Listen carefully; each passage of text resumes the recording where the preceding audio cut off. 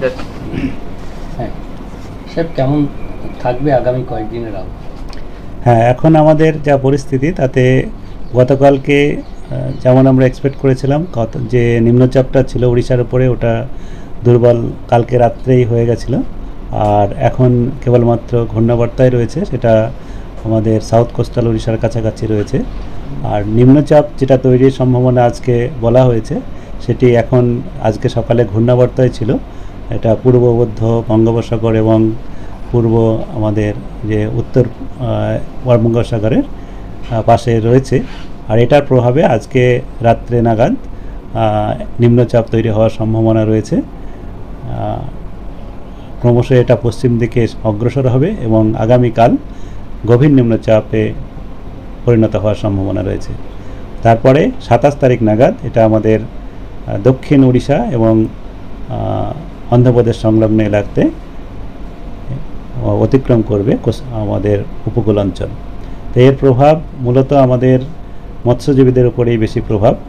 মৎস্যজীবীদের আগামী 4 দিন পর্যন্ত, আজকে থেকে আগামী 28 তারিখ পর্যন্ত সমুদ্রে যেতে মানা করা হয়েছে।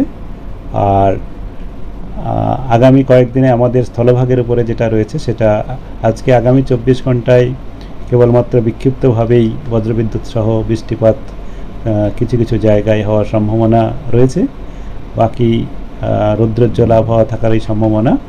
আর তার সঙ্গে সঙ্গে যখন বৃষ্টিপাত বা বজ্রগর্ভ মেঘ সঞ্চার হবে তখন সাধারণত মেঘলা আকাশ আর হালকা বৃষ্টিপাতের সম্ভাবনা। আর আগামীকাল থেকে যেটা আমাদের দক্ষিণবঙ্গে যেটা রয়েছে সেটা মেঘের পরিমাণ কিছুটা বাড়বে এবং সাধারণত মেঘলা আকাশ প্রায় সর্বত্রই থাকবে এবং প্রায় সর্বত্রই হালকা থেকে মাঝারি বৃষ্টিপাত হওয়ার সম্ভাবনা রয়েছে আগামীকাল মূলত রাত্রে থেকে 27 তারিখে। এবং 27 তারিখে প্রায় সর্বত্রই আমাদের পশ্চিম ও দক্ষিণবঙ্গের সমস্ত জেলাতে হালকা থেকে মাঝারি বৃষ্টিপাত সম্ভাবনা রয়েছে। 27 তারিখে উপকূল অঞ্চলের কয়েকটা জেলায় ভারী বৃষ্টিপাতও হতে পারে, যেমন আমাদের দক্ষিণ 24 পরগনা এবং পূর্ব পশ্চিম মেদিনীপুর, ঝাড়গ্রাম এই জেলাগুলির মধ্যে 1-2 জায়গায় ভারী বৃষ্টিপাতের সতর্কতা দেওয়া রয়েছে 27 তারিখের জন্য। আর 28 তারিখ থেকে আবার আমাদের বৃষ্টিপাত কমবে, কারণ 27 তারিখে পরে যখন আমাদের স্থলভাগ অতিক্রম করে যাবে গভীর নিম্নচাপটি, তারপরে এর প্রভাব আরও কমতে থাকবে। আর উত্তরবঙ্গে যেটা রয়েছে সেটা উত্তরবঙ্গেও আগামী 24 ঘন্টাতে বিক্ষিপ্তভাবেই হালকা থেকে মাঝারি বৃষ্টিপাত সম্ভাবনা। আর আগামী 2-3 দিনে এরকমই থাকবে। উত্তরবঙ্গেও 27 তারিখে কিছুটা বৃষ্টিপাত বাড়তে পারে, যেটা মূলত বজ্রগর্ভ মেঘ সঞ্চারের জন্যই হবে। আর কিছুটা আমাদের জলীয় বাষ্পও বঙ্গোপসাগর থেকে উত্তরবঙ্গের দিকে যাওয়ার সম্ভাবনা রয়েছে, তার জন্যে 1-2 জায়গায় ভারী বৃষ্টিপাত উত্তরবঙ্গেও হতে পারে, মূলত জলপাইগুড়ি আলিপুরদুয়ার জেলাতে 27 তারিখে। আর 27 তারিখের পরে উত্তরবঙ্গ এবং দক্ষিণবঙ্গ 2 জায়গাতেই বৃষ্টিপাতের পরিমাণ ধীরে ধীরে কমবে। 28 আর 29 বা 30 এই সময়ে আমাদের কেবল বৃষ্টিপাত থাকবে, তবে ভারী বৃষ্টিপাতের কোনো সতর্কতা নেই, হালকা থেকে মাঝারি বৃষ্টিপাতই হওয়ার সম্ভাবনা রয়েছে। কলকাতা তার পার্শ্ববর্তী অঞ্চলের জন্য যেটা বলা হয়েছে তাতে আজকে মূলত বেশিরভাগ সময় আংশিক মেঘলা আকাশ, তবে সন্ধ্যা বা রাত্রের দিকে কিছু সময়ের জন্যে সাধারণত মেঘলা আকাশ হতে পারে, যেটা জন্যে হালকা থেকে হালকা বৃষ্টিপাতও বজ্রগর্ভ মেঘের জন্য হতে পারে। অলরেডি আমাদের আজকে কিছু কিছু জায়গায় হচ্ছে, সেটা কলকাতার ক্ষেত্রেও প্রযোজ্য, যে কোনো সময় এটা হতে পারে, কিছুটা সম্ভাবনা রয়েছে। তবে আগামীকাল থেকে মেঘের পরিমাণ একটু বাড়ার সম্ভাবনা রয়েছে এবং আগামীকাল 1-2 পশলা বৃষ্টি হালকা থেকে মাঝারি। আর 27 তারিখে তবে বৃষ্টিপাত বেশ কয়েক পশলা হালকা থেকে মাঝারি হতে পারে, তবে সর্বমোটভাবে মাঝারি বৃষ্টিপাতের সম্ভাবনায় রয়েছে। ভারী বৃষ্টিপাতের সম্ভাবনা কলকাতাতে কম, তবে আমরা সর্বক্ষণ পর্যবেক্ষণে রয়েছি, যেমন যেমন আপডেট হবে দেওয়া হবে। 28 তারিখ থেকে বৃষ্টিপাত কমবে, 28 তারিখে 1-2 পশলা থাকবে, 29 তারিখেও হালকা থেকে মাঝারি সম্ভাবনা থাকবে, 30 তারিখেও তাই। এরকমই এখন আমাদের বলা হয়েছে। এই হচ্ছে আগামী কয়েকদিনের আমাদের পূর্বাভাস। মেঘ বাড়বে এবং বৃষ্টির পরিমাণ বাড়বে, কিন্তু 28 তারিখ থেকে দেখা যাবে দক্ষিণবঙ্গের বিভিন্ন অঞ্চলে বৃষ্টির পরিমাণ কমছে। তাহলে কি খানিকটা স্বস্তির বার্তা দিচ্ছে যে পুজোর সময়ে বৃষ্টি হওয়ার সম্ভাবনা, প্রবল বৃষ্টি হওয়ার সম্ভাবনা সত্যিই কম? যদি একটু দিন ধরে বলেন, পঞ্চমী 27 28 তারিখ ষষ্ঠী, কি পূর্বাভাস মূলত পাচ্ছেন ষষ্ঠী, সপ্তমী, অষ্টমী, নবমী?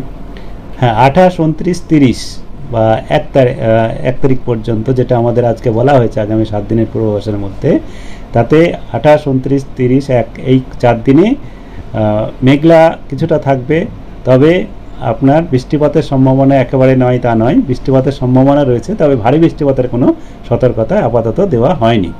কেবলমাত্র হালকা থেকে মাঝারি 1-2 পশলা বৃষ্টি হয়ে যেতে পারে। তাছাড়া দিনের বেশিরভাগ সময়তেই বৃষ্টিপাতের সম্ভাবনা তেমন যে কন্টিনিউয়াস বৃষ্টি হবে এরকম সম্ভাবনা নেই।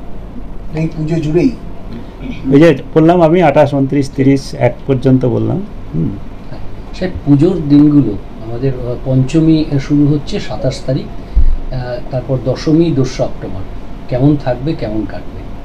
হ্যাঁ, পুজোর দিনগুলো আমি এখনই বললাম, যেটা কলকাতা তার পার্শ্ববর্তী অঞ্চলের যেটা বললাম, আমাদের 27 তারিখে বৃষ্টিপাতের সম্ভাবনা রয়েছে এবং সারাদিনই মেঘলা আকাশের সঙ্গে সঙ্গে বেশ কয়েক পশলা হালকা থেকে মাঝারি বৃষ্টিপাতের সম্ভাবনা থাকছে। 28 তারিখ থেকে বৃষ্টিপাতের পরিমাণ কমবে, 27 তারিখের তুলনায় কমে যাবে। সেখানে 28 তারিখে 1-2 পশলা, 29 তারিখে আরেকটু কমবে, 30 তারিখেও কম থাকবে, আর 1 তারিখে আবার সামান্য একটু বাড়তে পারে, তবে কম থাকার সম্ভাবনাই আছে বেশিরভাগটাই। মানে সাধারণ মানুষ যে ভয়টা পাচ্ছিলেন যে মুষলধারে বৃষ্টি হবে পুজোর সময়, সেই বৃষ্টিটা হচ্ছে না, তাই তো? যেটা ওই যে 1-2 পশলা আপনার বৃষ্টিপাত, যেটা হালকা থেকে মাঝারি কিছু সময়ের জন্যে হয়তো একটু ইন্টেন্সিটিও হয়ে যেতে পারে, কারণ এটা বজ্রগর্ভ মেঘের সাথে বৃষ্টিপাতই হবে। তবে এরকম নিম্নচাপ বা নিম্নচাপের যে প্রভাব, সেই প্রভাবটা থাকবে না, যে সবসময় বৃষ্টিপাত বা অঝরে সবসময় বৃষ্টিপাত হয়ে যাচ্ছে, অনেক 4-5 ঘন্টা ধরে হয়ে যাচ্ছে, এরকম হওয়ার সম্ভাবনা কম। কেবল ওই কিছু সময় ধরে বৃষ্টি হলো, আবার মেঘলা আকাশ থাকলো, এরকমই। স্যার নবমী পর্যন্ত বললেন, দশমী 2 অক্টোবর কেমন? হ্যাঁ, 2 অক্টোবরটা আমাদের এখন আগামীকাল আবার বলবো আপনি, আমাদের 7 দিনের মধ্যে একটু বাইরে আসছে। ওই সময় একটা বৃষ্টিপাত আমি আগেই বলেছিলাম, আমরা যখন আপনার গত 19 তারিখে যেটা দিয়েছিলাম, তাতে বলা হয়েছিল যে আপনার 30 থেকে 2 ওই পিরিয়ডের মধ্যে শেষের দিকে বৃষ্টিপাত বাড়তে পারে। আমি একটু আগে যেটা বললাম, 1 তারিখেও রাত্রে নাগাদও একটু বাড়তে পারে এবং 2 তারিখেও বেশি সম্ভাবনা, কিছুটা বাড়ার সম্ভাবনা রয়েছে। এখন সেটা আগামীকাল আরও স্পষ্টভাবে বলা হবে। Thank you.